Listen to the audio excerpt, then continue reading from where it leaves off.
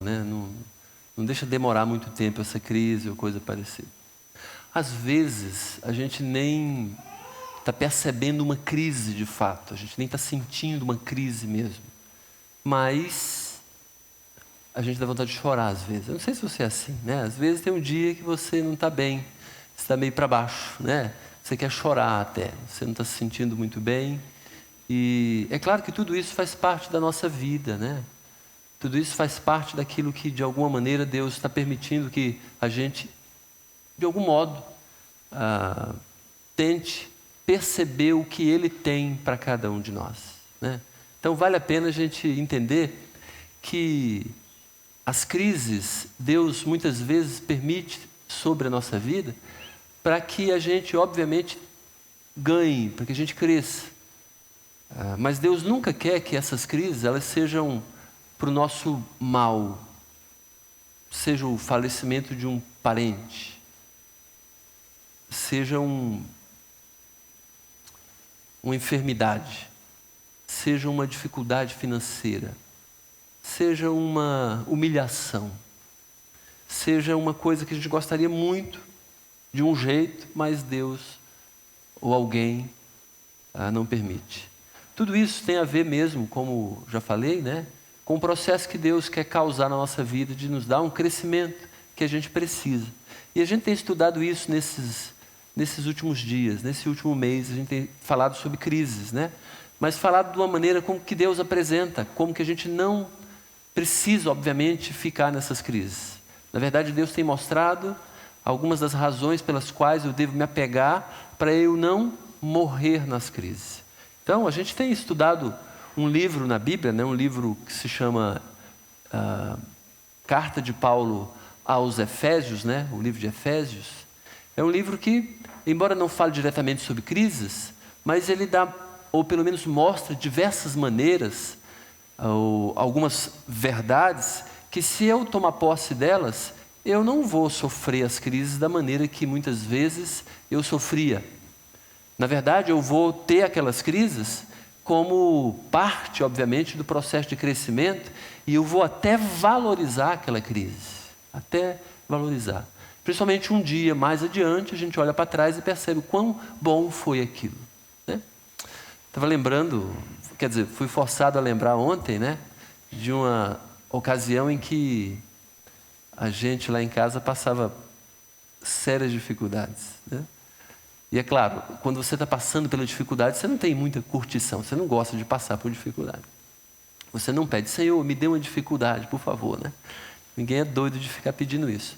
Mas a gente realmente passou por algumas dificuldades. Na época a gente nem percebia tanto. Hoje a gente olha para trás e vê, rapaz, que pedreira, né? Que situação que era difícil. Que era difícil. Às vezes a gente não tinha as coisas que hoje a gente pensa são coisas básicas, né? Mas, obviamente, né, fazia parte. Hoje a gente olha para trás e vê o tanto que aquilo foi bom para a nossa vida, porque a gente aprendeu a não se apegar de verdade em coisas materiais. A gente aprendeu, a minha família, principalmente os mais novos, né? Eu, Éber e Kleber principalmente, né? A gente aprendeu que, de fato, a gente pode viver com menos do que geralmente as pessoas imaginam que a gente tem que viver. Então a gente é muito mais, pelo menos eu percebo isso nos meus irmãos e vejo também, que a gente, claro, não precisa ficar agora, né, eu não vou trabalhar porque eu não preciso, né, não é nada disso. É mais, pelo menos, ter mais satisfação. Não temos tudo, como todos aqui, mas a gente tem um sentimento de maior realização. E Deus nos causou isso, por graça dele, por graça. A gente nem o conhecia ainda, né? Então, estava lembrando do episódio que a gente foi lavar uma coberta lá em casa, né? Porque só tinha homem em casa. Depois que minha mãe faleceu, as mulheres saíram, ficou só os patetas lá, né? Lá em casa. Então a gente foi lavar uma coberta uma vez e a gente foi torcer, né? A coberta, eu e meu pai, e a coberta, de tanta gente torcer, rasgou. Já era velha a coberta, né? E também aquela sensibilidade de elefante de homens, né? Sem aquela medida adequada, né? Mas era isso. E o pior não foi isso, o pior é a gente remendar a conversa. Aquela situação que, claro, tinha que remendar, fazer o quê? Hoje nunca a gente ia imaginar de ficar com a coberta daquela. Mas faz parte da vida isso mesmo, né? Então, essas coisas, embora não sejam curtição enquanto a gente está passando, mas elas, se a gente de fato saber ou souber, né, onde encaixar essas coisas, a gente vai ganhar o benefício de ter passado por aquilo. Deus nunca, nunca quer que a gente seja piorado. Ele quer nos melhorar. Mas depende muito da maneira com que a gente aborda, obviamente, as crises da nossa vida. E a gente falou a respeito de que a gente pode não sofrer tanto a crise, na semana passada principalmente, porque quando a gente percebe que todo cristão, eu e você, se você é um cristão genuíno, quando a gente percebe que nós estamos nos planos de Deus, para o que Deus quer fazer em toda a humanidade, ou por toda a humanidade, para toda a humanidade. Se a gente percebe isso, a gente começa a entender que nós temos um significado de vida. Quando a gente percebe que, quando a gente acha que a razão da minha existência é eu mesmo, é você próprio, certamente você vai passar por crise e não vai sair tão fácil dessa crise. Você vai entrar em depressão, você vai beber mais do que imagina que beberia, você vai, de alguma maneira, se dar um vício que certamente você pensa assim, eu nunca serei daquele jeito, mas vai ser. Justamente por causa dessa situação. O meu alvo, o meu plano, o meu objetivo de vida, sou eu mesmo. Realizar os meus sonhos, ter a satisfação daquilo que eu quero ter satisfação, onde eu quero ter satisfação. Não. Quando a gente percebe que olha só, a parte que eu sou, que é importante, não é maior do que o todo, embora eu faça parte do todo. A minha missão, né, onde eu estou exatamente nos planos de Deus, tem a ver com o todo. Então eu preciso me encaixar no todo. E aí sim, eu vou ter um pouco mais de realização. Eu vou diminuir as crises, olha só. Apenas uma vida com significado, só uma vida com significado, que de fato usa bem as crises, olha, que as crises servem para crescimento. Se a sua vida não tem significado, as suas crises elas podem ser para paralisar você. Aquela barreira, eu sonhava, eu estou sonhando passar um concurso público para mim mesmo. Eu estou sonhando, sempre desejei passar no vestibular para isso, para aquilo outro. Eu esperava que com esse emprego, sabe, essas coisas que muitas vezes a gente, aí tem um bloqueio. Ou uma enfermidade que vai lhe impedir, ou uma dificuldade que vai lhe impedir, seja o que for. Aí, veja só, ao invés da gente, se a gente não tiver significado, se a gente não souber exatamente para onde a gente está indo, ao invés de eu usar aquilo para crescer, puxa, isso aqui pode me fortalecer, aquilo vai me paralisar. Se não vai me paralisar, eu vou fugir. Ao invés de encarar a crise para o meu crescimento, eu vou fugir. Às vezes uma dificuldade que eu preciso resolver na minha vida, um pecado que eu preciso deixar, um jeito meu, aquele negócio do gênio nosso, né? Que na verdade é pecado. Se a gente não é controlado por Deus, a gente está sendo controlado por nós mesmos, ou pelo diabo, né? Então aí a gente, ao invés de aprender com aquela crise, eu vou querer fugir, justamente para não encarar aquilo. Vou fechar a cara de alguma maneira para um ou para outra pessoa. Não vou encarar. Ou às vezes a crise, pode servir de destruição. Eu vou me destruir, seja com a morte, ou com os planos que, embora eles estão, por vezes, que Deus quer causar na minha vida, foram adiados e eu não quero que aquilo seja adiado, e aí aquilo jogo fora. Lanço fora, não quero nem saber, aí viro doido. Então, o que a gente precisa entender é que se eu tenho de fato um significado na vida, um alvo para alcançar que não é o meu, porque o meu alvo, o seu alvo é muito pequeno diante do alvo e do objetivo, da missão que Deus tem para a gente. Se a gente percebe que esse alvo de fato é aquele que Deus quer para a minha vida, e você pode saber isso rapidamente, a gente vai falar sobre isso hoje também, mais uma vez, É claro que a nossa vida não vai sofrer tanto as crises. Na verdade, vai ter a crise, a gente vive de crise. Mas a crise vai ser para crescimento. Mesmo porque não existe crescimento sem crise. A gente tem que passar por crise. Mas como é que a gente olha essa crise? Qual a maneira que eu administro essa crise? É exatamente isso que a gente pode ver agora. A gente vai ver um pouco sobre isso. A gente tem estudado o livro de Efésios por causa disso. Não é exatamente, para só saber das crises e sofrer as crises. Mas para a gente, de alguma maneira, aprender como que a gente pode sair beneficiado com as crises. Na semana passada a gente viu isso, que Deus nos salvou, Jesus morreu na cruz para nos salvar. E todo aquele que entregou a sua vida para Jesus salvar, ele vai para o céu. É interessante que a Bíblia diz que a gente não é salvo por obras, mas é salvo para boas obras. Não há nada que eu possa fazer que possa me levar para o céu.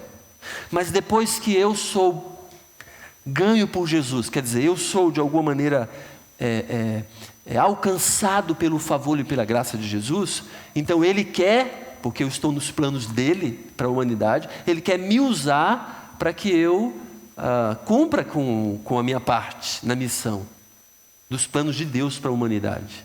Então, veja só, fomos salvos como parte inicial e principal capacitação para cumprirmos a nossa missão. Então Deus nos salvou porque tem um propósito para a gente. Se você entregou a sua vida para Jesus salvar, pense, a maior parte das pessoas que não conhecem Jesus, não leram a Bíblia, e muitas igrejas, as pessoas não sabem disso também, de que nós fomos salvos pela graça de Jesus. Jesus morreu na cruz para nos salvar. Então não é por eu fazer alguma coisa que eu vou para o céu. Jesus já fez o necessário. Eu preciso apenas tomar posse do que Jesus já fez, crendo de que Ele morreu na cruz pelos meus pecados, depositando nele a minha confiança de ir para o céu. Isso é o fundamento do meu crescimento espiritual. É o fundamento da realização do que Deus quer fazer através de mim. De alguma maneira, eu ser usado por Deus como uma ferramenta para Ele alcançar os propósitos dEle. Mas Ele quer me usar. Agora, veja só, o que vimos de fato na semana passada? Que Deus me deu vida. A gente viu isso. Vida espiritual. Não somente essa vida física. Deus me deu vida espiritual. Ele diz que nós éramos mortos nos nossos delitos e pecados. Mas Ele, por causa da grande misericórdia dEle, nos deu vida. Agora, Ele me deu vida para que eu tenha uma vida satisfatória. Porque embora alguns cristãos entregaram a vida para Jesus, eles não têm vida satisfatória. Por quê? Porque a vida dele é para ele próprio. Até hoje não discerniu que no dia que viver para Jesus mesmo, vai ter uma vida verdadeira, uma vida em abundância, onde as pessoas vão se encontrar conosco e vão perceber, vão falar, você está diferente, ou você transpira, você inspira, você exala uma coisa boa, paz, você traz coisa boa para mim, eu gosto de ficar perto de você, porque você é uma pessoa agradável, porque você é uma pessoa que de alguma maneira me ajuda a eu crescer também. Por quê? Porque vida em abundância, a abundância é Jesus em mim de tal maneira que Ele transborda e as pessoas percebem que Jesus está em mim. Agora, se eu sou ranzinza na escola, no trabalho, com os parentes, amigos, conhecidos, se eu sou chato, sou aquele xarope, eu não estou transpirando, não estou inspirando, não estou exalando Jesus. Eu estou exalando eu próprio, o meu mau cheiro, o meu fedor. E realmente as pessoas não vão querer muito relacionamento comigo, certamente. Mas vida em abundância é exalar Jesus, ok? Vida em abundância é vida de serviço. Porque embora eu tenha Jesus em mim, e eu não precise, obviamente, fazer nada para ir para o céu, porque Jesus já fez, eu só preciso confiar, mas eu vou servir. Porque a partir do momento em que eu entreguei a minha vida para Jesus, Jesus é que vai conduzir a minha vida. A gente já viu isso semana passada. Então, vida em abundância, vou servir, vida de serviço, e vida frutífera. Vou frutificar. Vou fazer para Jesus outros daquele que Ele fez em mim. Se Ele me fez discípulo de Jesus, que Deus fez, eu vou fazer outros discípulos de Jesus também. Então isso resume o que a gente viu na semana passada. Uma vida de significado é uma vida em abundância, uma vida de serviço, uma vida que frutifica. Uma vida que eu não vou morrer sozinho. Eu não vou para o céu sozinho. Eu não vou, de alguma maneira, ter a satisfação de me encontrar com Deus eternamente sozinho. Outras pessoas vão também comigo. Então a gente vai ler a segunda parte do segundo capítulo de Efésios agora. A gente viu até agora, quando o apóstolo Paulo terminou a parte, do capítulo 10, 8, 9 e 10, dizendo assim, falou assim: pela graça sois salvos, pela graça e não por obras. Sois salvos. Graça é de graça, é grátis, gratuito, free, 0800. Qualquer nome que você possa entender que não nos custa nada. Pela graça sois salvos mediante a fé. Então, o que Deus usa é a fé. Quer dizer, eu acreditar, porque fé é confiar. Não é fazer, não é executar. Fé é confiar, somente confiar. Depositar a nossa confiança em Deus. Pela graça sois salvos mediante a fé, e isso não vem de vós, nem a graça e nem a fé. É dom de Deus, nem a graça nem a fé. É dom de Deus, não de obras, para que ninguém se glorie. Então eu vou para o céu, não é por obras. Eu vou para o céu é pela graça de Jesus. Ok? Aí ele diz ainda que as boas obras, obviamente, Deus já estabeleceu no mundo, mas para que a gente andasse nelas. Quer dizer, Deus é quem tem preparado as boas obras para a gente caminhar por elas. Até as boas obras que eu talvez venha a fazer, Deus é que já realizou. Ele quer que eu opere, que eu viva aquilo. Agora, vamos orar agora, porque isso entra como sequência do que a gente acabou de ouvir agora. Uma vida de significado é viver para Deus. Uma vida de significado é viver para Deus. Mas não para aí, a gente precisa conhecer algumas coisas agora. É o que a gente vai ler, mas antes é preciso que a gente ore mais uma vez. E eu quero convidar você a fazer uma oração especial agora. Diga para Deus: Senhor, me abençoe, abra o meu coração, abra a minha mente, porque eu preciso entender isso, preciso entender. Ore você a Deus agora. Diga no seu coração mesmo: Deus, me abençoe essa noite, me dando um entendimento que talvez eu ainda não tenha tido. Pai eterno, pedimos realmente, mais uma vez, a Tua graça para que possamos entender um pouco melhor o Senhor, a Tua palavra, a Tua vontade para cada um de nós. Nos abençoe, nos dê aquilo que precisamos ainda. Queremos, obviamente, fazer a Tua vontade, mas antes, queremos saber qual é a Tua vontade. Para que a gente não ande falando ou fazendo qualquer coisa dizendo que é a Tua vontade. Nos abençoe, Pai, por favor. Enche o nosso coração com a Tua palavra, com o Teu poder, para que a nossa vida possa corresponder ao Teu interesse. Por favor, Pai, nos abençoe. Obrigado mais uma vez por tudo que o Senhor tem nos concedido e pedimos mais esta bênção esta noite, em nome de Jesus. Amém. Ok, então, a gente já sabe, porque esse capítulo todo vai falar de que o cristão participa dos planos de Deus para a humanidade. Mas ele já falou nos versículos anteriores que Deus nos salvou, nos resgatou do império das trevas, nos livrou da morte, nos salvou, nos tirou do destino eterno, inferno, e nos colocou no destino eterno, céu. Ok? Com o propósito, obviamente, de servirmos a Ele. Não fomos salvos para nós mesmos. Ele nos deu liberdade, mas não é liberdade para eu fazer o que eu bem quero. Porque antes eu fazia o que bem queria. É o que o apóstolo Paulo falou nos versículos anteriores. Eu vivia em função de mim. Eu vivia fazendo as minhas coisas. Mas o apóstolo Paulo agora vai nos ensinar outras verdades, que são interessantes e bem importantes também. Olha só. Portanto, o que? Sou salvo pela graça para fazer boas obras. Ok? Lembrai-vos de que outrora vós, gentios na carne, chamados incircuncisão por aqueles que se intitulam circuncisos na carne, por mãos humanas. Esse texto aqui não é muito simples, não é muito fácil de entender. Mas basicamente o apóstolo Paulo está falando assim: todos nós, antes de ter o encontro com Jesus, nós éramos considerados pelos judeus. Por que judeus? Judeus é o povo escolhido de Deus. O judeu era o povo judeu era o povo escolhido de Deus para receber as informações de Deus e esse povo espalhar essa notícia para o mundo. Só que os judeus, ao invés de, recebendo a notícia de Deus, espalhar essa notícia para o mundo, ele começou a se achar muito especial. O judeu sempre foi assim.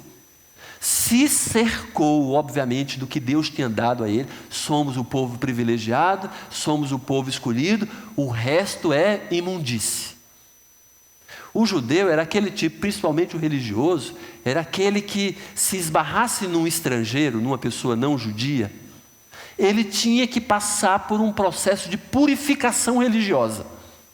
Trocava de roupa, tomava um banho, fazia alguma cerimônia, para ele voltar ao convívio social que ele tinha. Então o judeu era bem assim. Por isso que o apóstolo Paulo está falando: lembrai-vos que antes vocês eram gentios, quer dizer, não judeus. E por isso vocês eram considerados gente de segunda categoria. Veja só, pelos religiosos. Hoje não é muito diferente. Em algumas seitas, pessoas que, porque andam supostamente na linha, tratam os outros como se fosse assim, gente de segunda categoria. Veja só, naquele tempo, olha só que situação que o apóstolo Paulo diz que nós estávamos quando não tínhamos recebido a graça de Jesus. Naquele tempo, estáveis sem Cristo, óbvio, sem Salvador. Naquela época, que além de rejeitado, de fato, além de ser considerado gente de segunda categoria, vocês estavam sem um Salvador. E é mesmo, estávamos sem um Salvador. Embora o Salvador existisse, a gente não tinha para nós, ok? Estáveis sem Cristo, separados da comunidade de Israel, separados de fato da comunidade que era chamada uma comunidade que era de Deus, pertencente a Deus, filhos de Deus. Nós não podíamos dizer somos filhos de Deus. Separados da fraternidade que Deus abençoa, aquele grupo, aquela família espiritual que Deus se revela dando a informação que as pessoas precisam. Nós então éramos separados da comunidade de Israel e estranhos às alianças da promessa. Então nós éramos estranhos no sentido de que a gente não foi lembrado, não era lembrado do pacto que Deus fez com o povo judeu. Lembra que Deus, em diversas ocasiões, fez um pacto com o povo judeu. Se você me obedecer, você vai ser próspero. Deus chegou a falar para Abraão: onde o teu pé, a planta do teu pé, pisar, eu vou te dar essa terra. Então, quanto mais ele caminhasse, quanto mais longe ele fosse, maior propriedade ele teria. Então, veja só, e o povo recebia essas bênçãos também. E Paulo está falando que nós éramos estranhos a esse pacto que Deus fazia. Não tinha promessa para a gente. Não tinha promessa. Não tinha herança. Nós não tínhamos herança em nada. Ok? É interessante, né? A ideia daquela pessoa que está à parte. Sabe aquela pessoa que passa a morar numa família, basicamente família bem-sucedida, onde ele é agregado. É um conhecido, filho da empregada que entrou e até tem um convívio junto com a família. Mas quando o patriarca morre e vai deixar a herança e vai dividir, todo mundo vai receber a sua parte, cada um recebe uma quantia razoável de dinheiro e bens, mas aquele que viveu ali naquela família, você acha que ele vai receber? Certamente não vai receber. Ele está à parte. Vai ser considerado, obviamente, não da família. Talvez um agregado, mas sem merecimento. Ele nem pode achar que pode merecer. É isso aqui, olha. Estranhos à aliança da promessa. Aí veja só, não tendo esperança. Não tem exatamente onde que é a situação de muita gente hoje no Brasil, por exemplo. Não tem esperança. Não tem esperança. E vai chegando a idade e a pessoa fica pensando assim, o que vai acontecer comigo? Já estou com 50, já estou com 40, o que vai acontecer comigo? A pessoa começa a entrar em crise. Porque está nessa situação, né? Não tem esperança, não tem aonde se apegar. E o pior ainda, ele diz, sem Deus no mundo. Sem Deus no mundo. Ou melhor, sem Deus para a gente contar. Pensa, embora Deus existindo no mundo, é muito diferente uma pessoa que tem convicção de que Deus está ao nosso lado e aquela pessoa que Deus acha que Deus não está do lado dela. Não é diferente? É muito diferente. Então, aí você de repente teve os olhos abertos, essa puxa vida, posso confiar em Deus, posso ter tudo, posso confiar em Deus, posso ter esses benefícios espirituais todos que Deus tem prometido. Então, Deus está comigo. Estou passando por uma dificuldade, mas Deus está comigo. Imagina o que é uma pessoa sem Deus no mundo.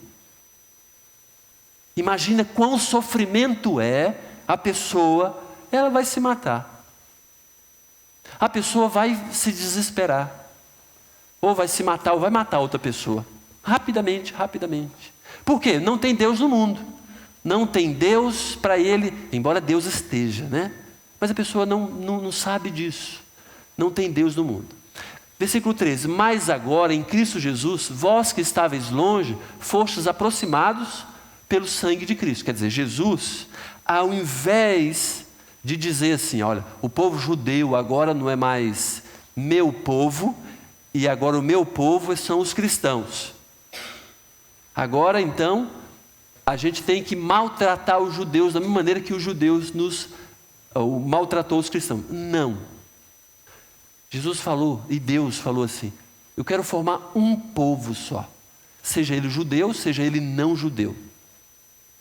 O critério é único para ser meu povo. Ter Jesus como seu único e exclusivo Salvador. Entregar a sua vida para Jesus salvar. Então, veja só. Aí aqui está dizendo que agora a gente foi aproximado. Aproximado a quê? Tudo isso que a gente estava longe. Sem esperança, sem Deus no mundo. Sem as promessas de um futuro melhor. Ok? Porque Ele é a nossa paz, o qual de ambos fez um. E tendo derribado a parede da separação que estava no meio, a inimizade, olha só, aboliu na sua carne a lei dos mandamentos, na forma de ordenanças, para que dos dois criasse em si mesmo um novo homem fazendo a paz. Está dizendo que Jesus, quando morreu na cruz, Ele não criou uma nova religião. Não estabeleceu agora um ritual que as pessoas precisam seguir para pertencer a Ele, como era com os judeus. Não. Uma nova era, uma nova maneira de viver. Um novo mundo para a gente. Por isso que ele fala que a gente tem que ter ou ser uma nova criatura, né? Nova pessoa. Aqui, aí ele diz assim, e reconciliasse ambos em um só corpo,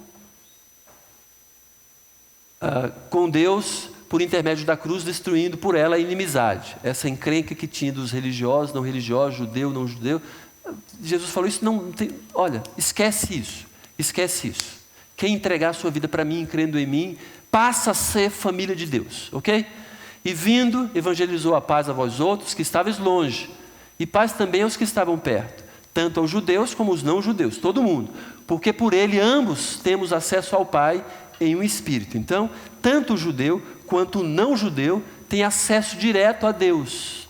Eu não preciso ser judeu para pertencer a Deus, para entender as coisas sobre Deus. Não. Porque por ele ambos temos acesso ao Pai, né? Versículo 18, em um Espírito. Assim já não sois estrangeiros e peregrinos. Está falando que a gente era estrangeiro. Agora não somos mais. Não somos peregrinos, andando numa terra que não é nossa. Já estamos num mundo espiritual que Deus nos promoveu e nos concedeu. Mas concidadãos dos santos e sois da família de Deus. Edificados sobre o fundamento dos apóstolos e profetas, sendo Ele mesmo, Cristo Jesus, a pedra angular. Ou a pedra principal. Então aqui começa Deus a mostrar um segredo que talvez a gente não tenha percebido há muito tempo. Deus, entre a humanidade, está edificando uma instituição que Jesus chamou de igreja.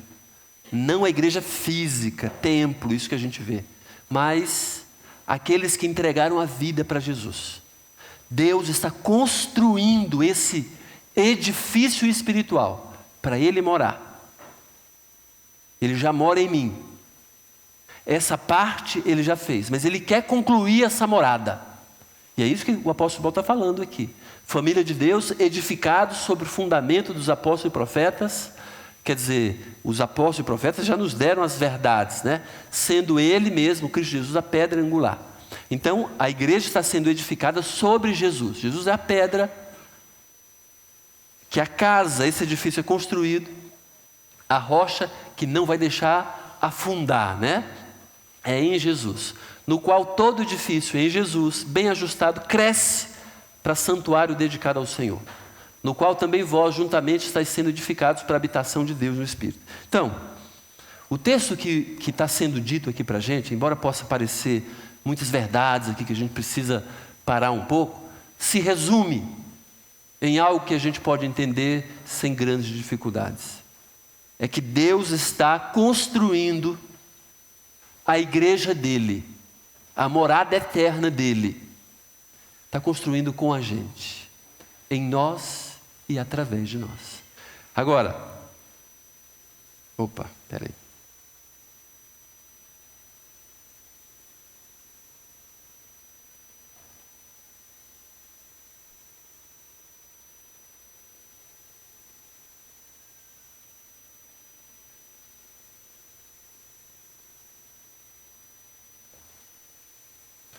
Quando o apóstolo Paulo começa a mencionar aqui, lembrai-vos de como vocês eram, onde vocês estavam, ele usa um imperativo aqui. Ele diz para a gente não esquecer jamais.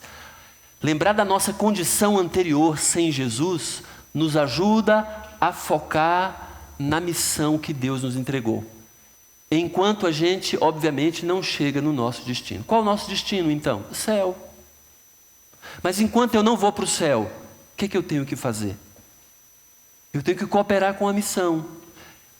Mas parte do projeto que Deus tem para a nossa vida diz respeito a também eu lembrar da desgraça que eu vivia, da situação desesperadora que eu tinha, que muitas vezes, muitos cristãos ignoram. É aquela pessoa que passou a ter uma vida melhor e ignora que foi também do mesmo jeito que ele muitas vezes ignora pessoas que são. Mas fulano é muito difícil, não quero saber, mas a gente já esqueceu muitas vezes que a gente era difícil também. Ou a gente se trata ou se coloca com uma posição melhor. Lembrar da condição anterior nos ajuda a focar na nossa missão. Lembrar de como nós éramos desgraçados espiritualmente.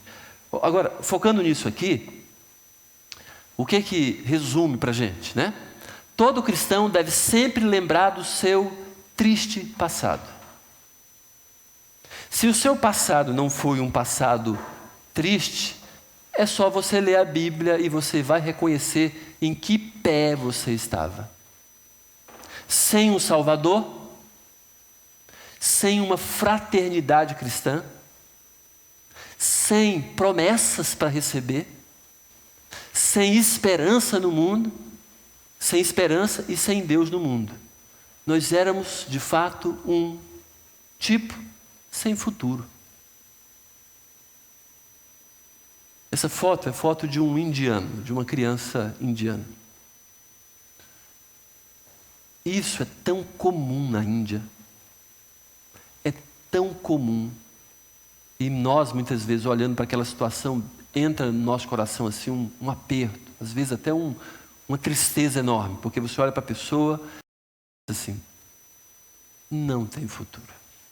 Não tem futuro. As condições não ajudam. A situação ali daquela pessoa, daquela criança, ou vai morrer daqui a pouco, mas é difícil mudar de situação. A cultura é horrenda. A quantidade de gente nessa situação assim, a gente não imagina, é incalculável. para a gente, para a nossa realidade de Brasil. A nossa realidade não está boa, mas se a gente olhar um pouco, a gente percebe que tem gente sem futuro nenhum, numa situação muito pior do que a nossa. Mas o que eu queria que a gente pensasse? Espiritualmente, a gente estava numa situação sem futuro, sem tudo aquilo que a gente tanto preza hoje, e deveria prezar mesmo. Sem esperança de ir para o céu, sem um Salvador, sem alguém para me resgatar, para me libertar, para me livrar, sem uma igreja, sem algo que eu possa, ou uma instituição que eu possa ser abençoado, ser ajudado, além de ajudar também, sem promessa, né? Puxa vida, eu não tenho nada para receber de bom depois, se tem nem sei, sem esperança, não tem aonde não tem o que eu vou esperar? A situação de uma criança daquela, na Índia, ok? E sem Deus no mundo, sem a presença daquele ser divino, que a gente pode se amparar, botar a nossa cabeça no colo dele, dizendo: Senhor, não está nada legal, não está nada bom, mas eu espero no Senhor, eu espero em Ti. Como a gente cantou aqui, não está legal, mas o Senhor está no controle.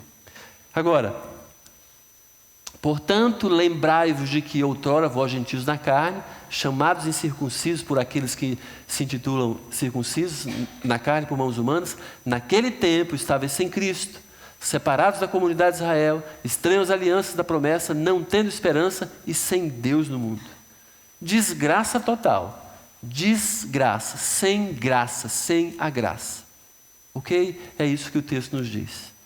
Todo cristão, além de lembrar como era, ele também deve valorizar o que possui. O que possui? O que nós possuímos? Possuímos um Salvador agora.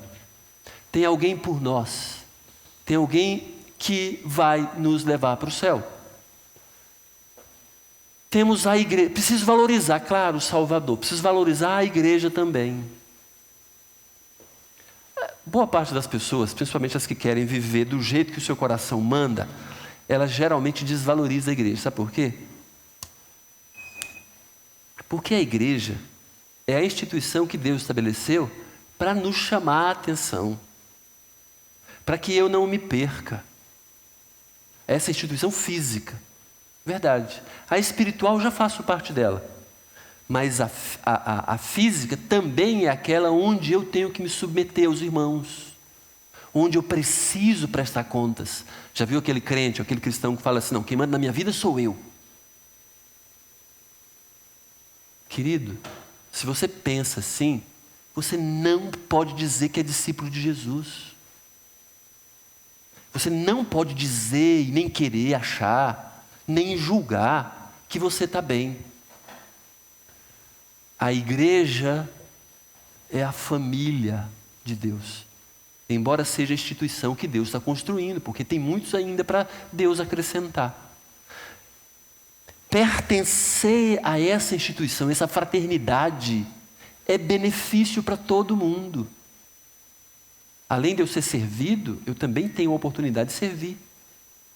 Eu sou ajudado, mas também vou ajudar. Eu preciso valorizar a igreja. A igreja é muito mais importante do que as pessoas imaginam. É porque muitas vezes a gente associa a igreja com essa bandalheira de mercado evangélico, gospel, de uma série de coisas, de líderes que se prostituem por conta do dinheiro. Um monte de gente que tem um nome de cristão é preso, seja na Lava Jato, seja em tantas outras coisas. Aí tem muita gente que, puxa vida, que bagunça que está a igreja. Não, a igreja verdadeira não está em bagunça. O que está é aquele grupo, é um ou outro que se diz igreja e não é, que se diz que é do meio, mas não é, só está ali para se beneficiar. Um monte de político, um monte de gente que não tem interesse em Jesus, coisa nenhuma. Só está querendo enriquecer e tirar proveito. Mesmo com o nome de apóstolo, mesmo com o nome de pastor, mesmo com o nome de bispo, mesmo com seja o que for, de irmão, seja o que for. Então, a igreja é mais importante do que a gente imagina. Então, Deus nos deu um Salvador. Deu a igreja.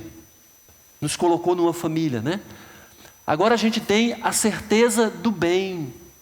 Reconhecendo que Paulo fala mesmo em Romanos, né, de que todas as coisas cooperam para o bem daqueles que amam a Deus. Claro, segundo o propósito de Deus.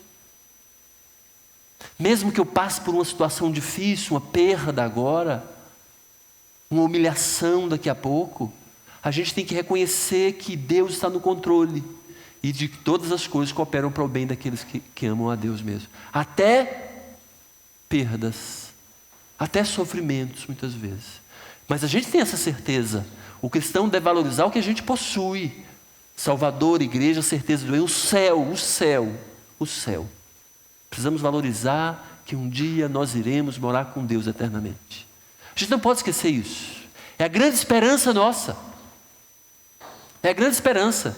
Por mais difícil que a gente possa estar passando uma situação de crise, eu vou morar no céu. Eu vou morar no céu. E também, obviamente, temos Deus conosco, o Emmanuel, né? Deus veio morar conosco. Deus mora no nosso coração, na nossa vida. Então, Deus não está tão longe para que esteja ao nosso lado. Ele está dentro de nós. De quem nós? Do cristão genuíno, aquele que entregou a vida para Jesus salvar. Eu lembro que antes, quando eu ia fazer prova na escola, estudando no 8 ali, sem Deus, mas imaginava assim, eu vou pedir a Deus para Ele me dar a lembrança do que eu estudei pelo menos. Pelo menos tinha uma noção, né? Aí eu rezava para Deus me iluminar a mente. Mas sabe que para minha reza, para eu achar que ia funcionar, eu tinha que estar olhando para o céu. É incrível isso. Então eu sentava em algum lugar ali antes da prova, né, onde eu podia, de alguma maneira, né, olhar o céu, ver o céu. Se não fosse, para mim não valia. Isso é consequência de uma pessoa que não tem Deus com ele, porque ele imagina que Deus está lá no céu mesmo. Aquela sensação de que Deus está apenas no céu. Deus conosco, gente, isso é forte. Não é que Deus está do meu lado, embora esteja, mas Ele está muito mais perto ainda. Ele está dentro de nós. Ele mora em nós. Ele mora em mim, mora em você, se você entregou a sua vida para Jesus salvar. Então Ele passa a ser morador na nossa vida. Não apenas hóspede, que muitos acham que Deus é hóspede em nós, mas principalmente dono do barraco. Dono da nossa vida. Dono. Mora em nós, pronto. Agora, muitas vezes a gente olha, né, a nossa vida assim, meio bagunçado, né? Mas se a gente olhar da perspectiva correta, Deus enxerga assim. Isso aqui é uma daquelas esculturas que já tem tido um pouco de sucesso aí no mundo, né? Que a pessoa sem luz, ela parece um monstro, né? Quer dizer, é isso aqui só. Mas com a luz colocada em um determinado lugar da perspectiva correta, ok? Opa.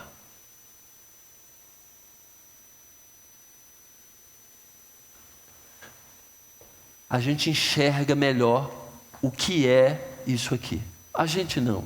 A maneira com que Deus enxerga. Porque a gente enxerga defeito, a gente olha para essa situação física, a gente vê aqui, né, no nosso dia a dia as coisas que muitas vezes a gente não enxerga tudo que possui da maneira correta, não é isso? A gente só enxerga problema muitas vezes. E valoriza tanto o problema, que a gente fica fixado só nisso. Não vê o todo. Bem, porque a gente é reclamão muitas vezes. A gente quer as coisas da nossa maneira, mas da nossa maneira muitas vezes a gente só vai ver da nossa maneira, nossa forma de enxergar. Agora, nós precisamos valorizar o que Deus está nos concedendo. A gente já viu isso também no primeiro domingo que a gente começou aqui. E em terceiro lugar, todo cristão deve saber realmente o seu propósito. Tá bem? Pronto. O resumo da história é esse. Se Deus, a gente viu na semana passada, conta conosco para o propósito dele para a humanidade, eu também preciso entender claramente que eu tenho um propósito. Firme propósito. Agora, isso aqui era o templo do Antigo Testamento. Pelo menos um layout, um desenho do que era o templo, que Deus se manifestava. Deus se manifestava naquele templo. Agora, Deus está construindo em nós o templo para a morada dele. Embora ele já more em mim, ele está construindo porque tem outras tantas pessoas que ele quer que faça parte dessa habitação, dessa morada. A igreja de Jesus, veja só, não é prédio, presta atenção, é o edifício espiritual de Deus. Os cristãos no planeta Terra, aqueles que vão entregando a sua vida para Jesus salvar, está sendo edificada também com os que estão sendo alcançados. Em outras palavras, você foi alcançado por Deus. Deus usou alguém para falar da graça de Jesus para você. E Deus construiu mais um pedaço com você. Mais uma parede, sei lá. Mais uma parte com você, comigo. Só que, para que ele alcance o propósito final dele, a gente também tem que levar outras pessoas a conhecimento de Jesus. Quer dizer, que as pessoas conheçam Jesus. Então, nós que já fomos alcançados, fazemos parte agora daqueles que vão alcançar outras pessoas.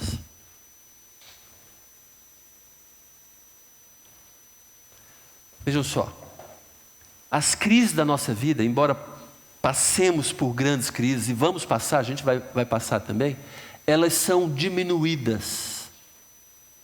Se a gente sabe que tem um propósito, se a gente sabe para que nós existimos, se a gente sabe realmente qual é a razão da nossa existência, se a gente não sabe, ou se a gente está desfocado num outro propósito, a gente vai ser uma pessoa que vai viver debaixo de crises. A gente vai passar mal, a gente vai ter dificuldade com qualquer coisa que a gente... a falta de emprego, é crise. Dor de cabeça, vai virar crise. Não passei na prova, acho que não vou passar, ou tirei nota pequena, crise. Meu filho vai nascer, crise. Meu filho nasceu, crise. Meu filho está crescendo, crise. É crise, crise. Tudo é crise. Agora, aquele que realmente compreende a graça de Jesus, sabe que não existe para si, sabe que não existe para si próprio, ele, embora passando por crise, vai ser edificado pelas crises até. Vai permitir que a crise o ajude a crescer e não a ficar paralisado, ou ser destruído, ou procurar a morte, ou vai fugir. Então a gente tem aqui uma das outras revelações que Deus nos concede. Semana passada a gente viu que a gente tem um significado, temos uma razão para viver. Hoje a gente sabe qual é essa razão. Somos parte do edifício de Deus, da construção de Deus. Somos parte. Só que, além de ser parte, além de ser matéria-prima de Deus, uma pedra nesse edifício, nós também somos os trabalhadores que Deus quer usar para que outras pedras sejam alcançadas para formarem parte desse mesmo edifício. Isso só acontece se de fato a gente falar do Evangelho e da graça de Jesus para as outras pessoas. Então nós temos uma missão no mundo. A missão de levar o Evangelho da graça para outras pessoas. Para elas também fazerem parte desse edifício. Que é chamado a Igreja de Jesus. Vamos orar mais uma vez?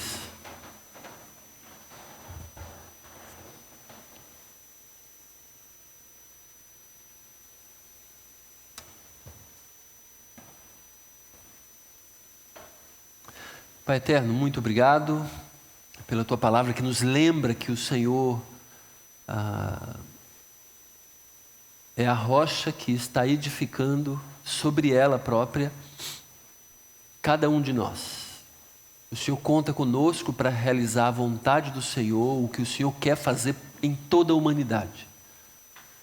Muito obrigado porque o Senhor nos colocou nos planos do Senhor, mas também pedimos graça ao Senhor para que a gente não só compreenda a profundidade disso, mas que a gente vá mais além, que a gente execute a nossa tarefa de trabalhadores que ajudam na construção da tua morada, da tua casa espiritual.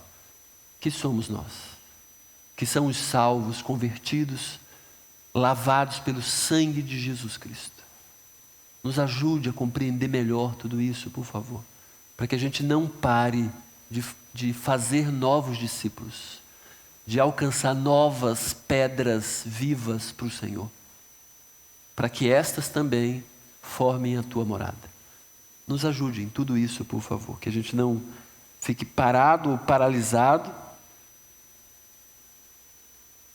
por conta das crises que nos vêm. Pelo contrário, que as crises nos ajudem a crescer, para que o Senhor seja honrado e glorificado através da nossa vida, com mais pessoas te servindo. Obrigado por tudo, Senhor. Continua nos abençoando. Em nome de Jesus. Amém. Amém.